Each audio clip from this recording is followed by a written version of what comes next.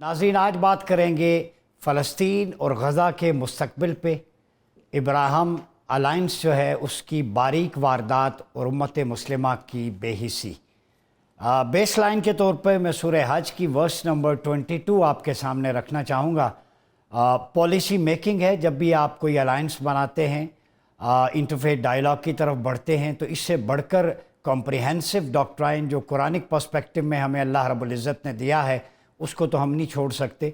वही हमारी पॉलिसी है, वही मदीना सानी यानी पाकिस्तान की पॉलिसी होनी चाहिए, हमारे इदारों की पॉलिसी होनी चाहिए।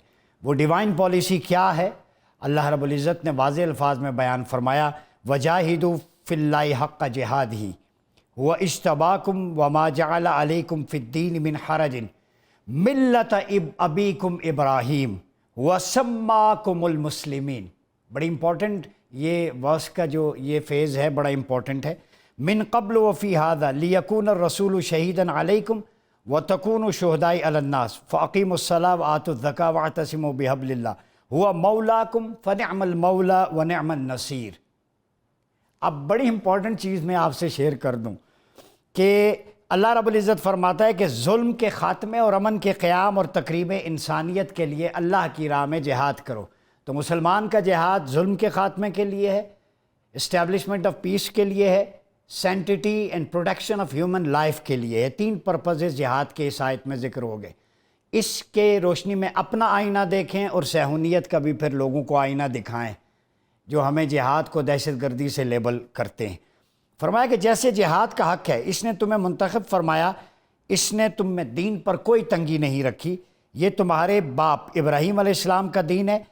अल्लाह ने तुम्हारा नाम मुसलमान रखा इससे पहले की किताबों में और कुरान में भी, ताकि तुम रसूल आखिरुज़्ज़मान सल्लल्लाहु अलैहि वसल्लम पर गवाह हो जाएं तुम पर, और तुम बनीनो इंसान पर गवाह हो जाओ। और नमाज कायम करो, ज़कात दो, और अल्लाह की रस्सी को मजबूती से थामो, वही तुम्हारा मददगार और कारसाज है। अब इस पर एक हदीस बयान कर दो। मुस्नद अहमद की हदीस है। आप सल्लल्लाहु अलैहि वसल्लम ने फरमाया, इन्नी लम अबअस बिल यहूदिया वला बिन नसरानिया वलाकिन्ननी बुइस्तु बिल हनीफिय्यति समहा। मुझे यहूदियत ईसाइयत के साथ नहीं भेजा गया, मुझे तो साफ़ सुथरे दीन हनीफ के साथ भेजा गया है।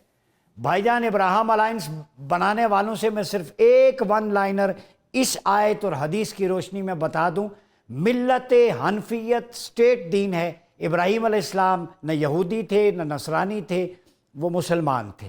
और इब्राहीम अलैहिस्सलाम ने हमारा नाम मुसलमान रखा, कुरान में मुसलमान है। और मिल्लत हनफियत का एक्सपेंडेड वर्जन जो है वो कुरान है। अब बात होगी कुरान पे होगी, जो इब्राहीम अलैहिस्सलाम की शरीयत और उस दीन का आखिरी वर्जन है।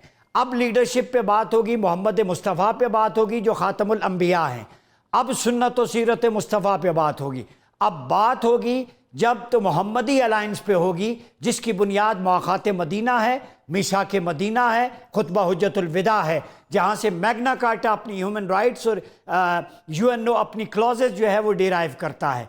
अब बात होगी इंक्लूसिवनेस और डाइवर्सिटी पे, जो मीसाक मदीना की रोशनी में होगी। तो लिहाजा मुसलमानों के लिए, मुस्लिम उम्मा के लिए मोहम्मदी अलायंस काफ़ी है, जो कुरान की सूरत में मौजूद है, सुन्नत व सीरत मुस्तफ़ा की सूरत में मौजूद है, खुतबा हुज्जतुल विदा ह्यूमन राइट्स की सूरत में मौजूद है, मुआख़ात सोशो इकोनॉमिक वेलफेयर ऑर्डर की सूरत में मौजूद है, constitution of Medina first written constitution of human history, जिसके अंदर सारी माइनॉरिटीज़ के राइट्स प्रोटेक्ट हैं। हमें इस बेस लाइन को आगे बढ़ाना है।